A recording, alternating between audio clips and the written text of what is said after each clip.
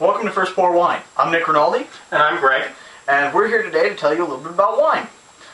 So to kind of tell you a little about First Pour Wine before we get into these two wonderful things on the table, I'd like to first start out by saying that the economy is frankly not doing so well, and everyone's trying to save a little money. So one of the things we have no money. Yeah, well, unfortunately no. But one of the things we're hoping to do with the show is we're going to bring you two wines every week. Both bottles come to less than $20. Really cheap.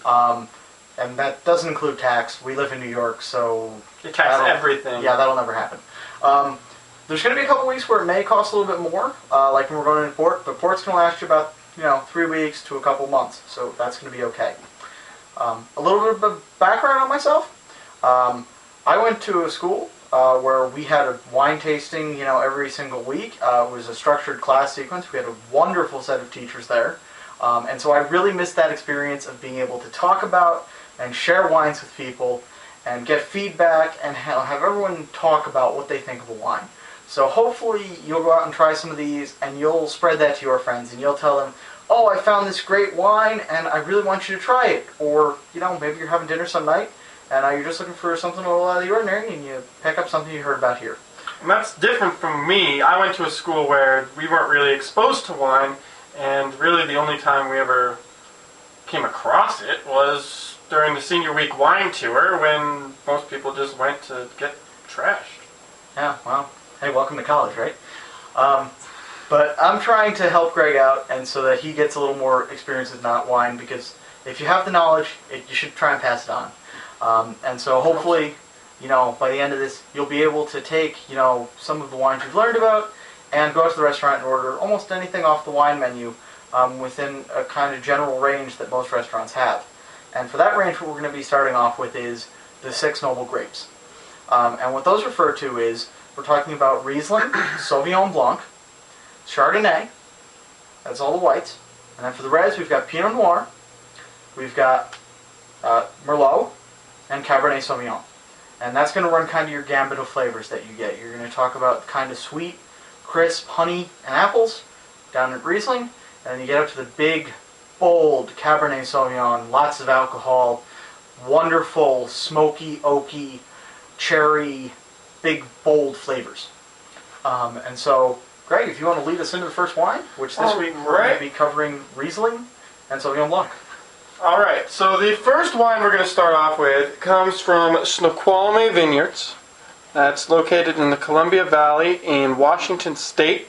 This is their 2009 Riesling, so it's going to be a sweeter wine like you'd expect from a Riesling. It has a 10.5 alcohol by volume, and also this bottle cost us about $8, so pretty reasonably priced.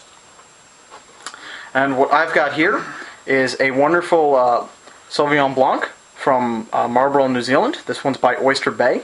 And with Sauvignon Blanc, this one's a 2010, you're always going to be talking about that wonderful, crisp, green, lovely flavors, fresh vegetables, and sometimes, usually, especially from climates like this, a bit of citrus in there too.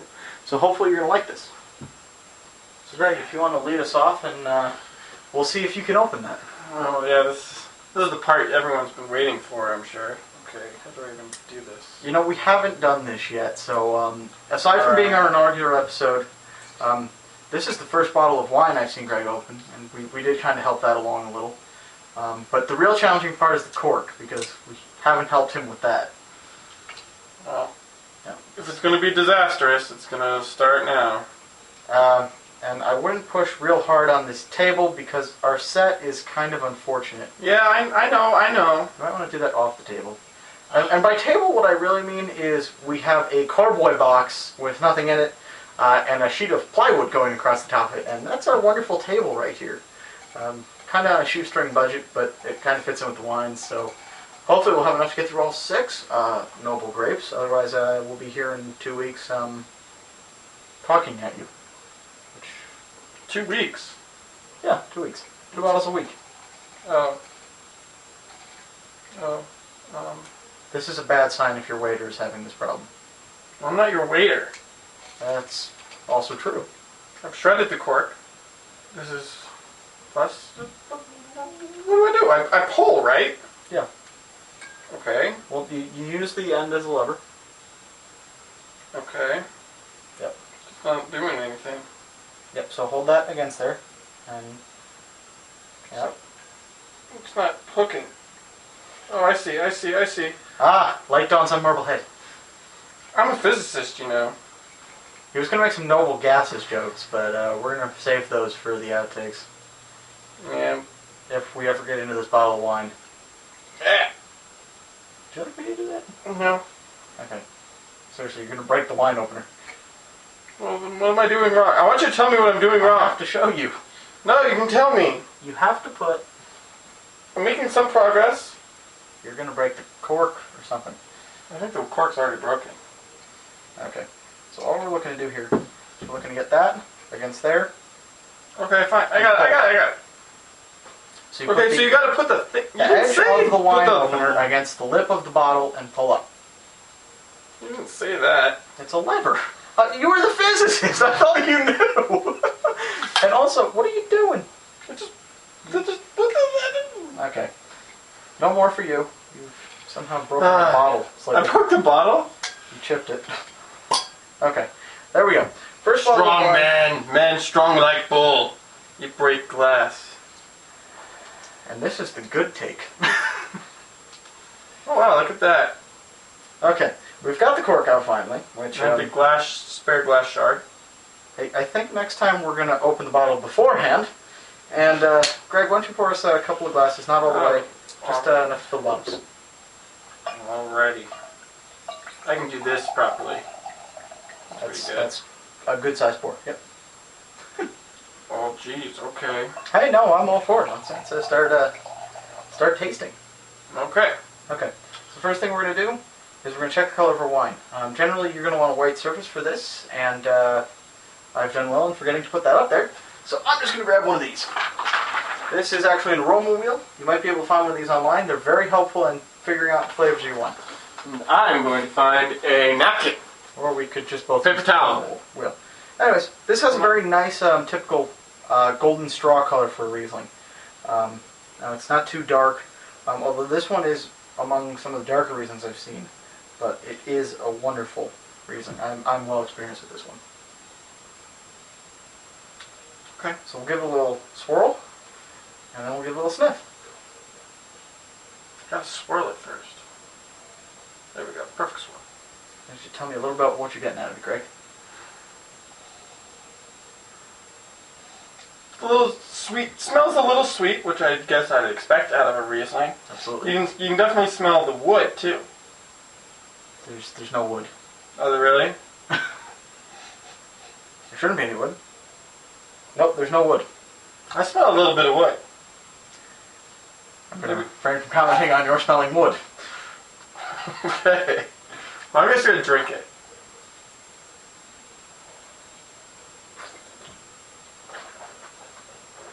First sip, and just get the taste buds woken up. Mmm. This is a much sweeter Riesling. There is a higher sugar content in this than a lot of Rieslings. Yeah, this is good though. What do you get for taste? Well, it's definitely very sweet. It's very fruity. Very fruity. I can believe that there's a lot of sugar in it. Any particular kind of fruit, or just fruit? Let me get another sip, then I'll answer that. All right. Generally, when I smell this, I get a lot of honey. I get a lot of nice floral notes, like a little bit of honeysuckle, jasmine.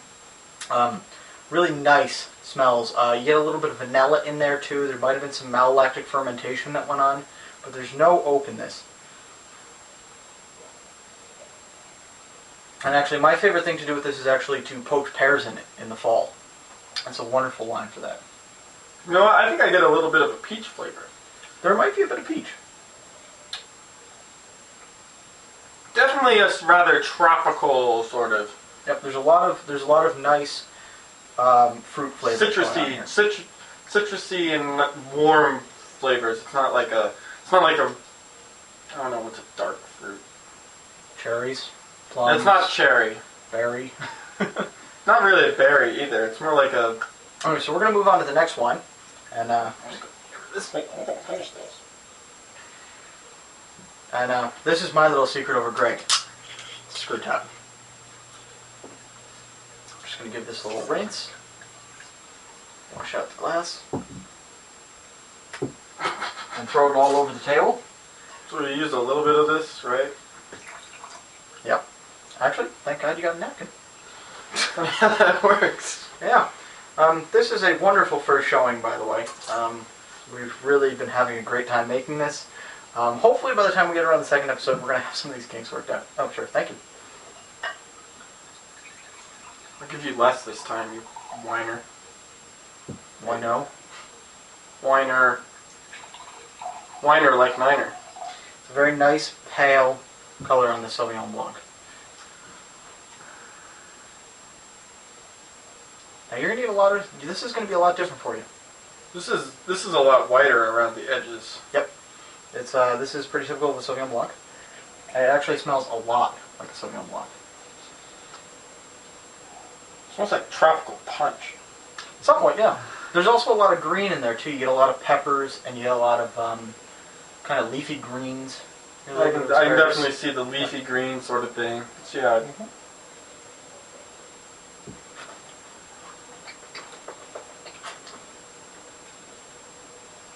Very much your typical Sauvignon Blanc. And I think the acid is hitting Greg right about now. Yeah, very... It's very pungent. It's got a very strong flavor to it. But when you talk about Sauvignon Blanc, you always have that crisp acidic note. It's what makes it so good for going with like fresh salads or even, you know, roasted scallops or something. Something you just kind of want I was going to say through. seafood. It's a great This seems fish like food this as would well. go great with seafood. But it's a wonderful light summer wine. You know, New Zealand is a predominant producer of them. They make a bunch of really good ones. Another one we might get on here at some point is Monkey Bay. And they're absolutely delicious.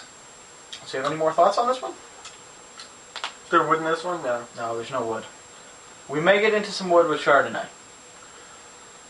Red wine, yes, of course. Chardonnay's white wine. Seriously? Yes. That's why I'm on this side and he's on that side. Really? I thought we just picked sides this way. I don't know. Anyways, so I hope you guys have had a good time and hope you've learned something from this. And if you have any recommendations or feedback, good or Knock bad, the table over. that you'd like to see, or if you'd like to mail us a table at about this height, That'd be awesome. yeah, you know, feel free to stop by our blog at firstpourwine.wordpress.com. Yep, or you can check us out on Twitter. Give us a little tweet-elite at First Pour Wine.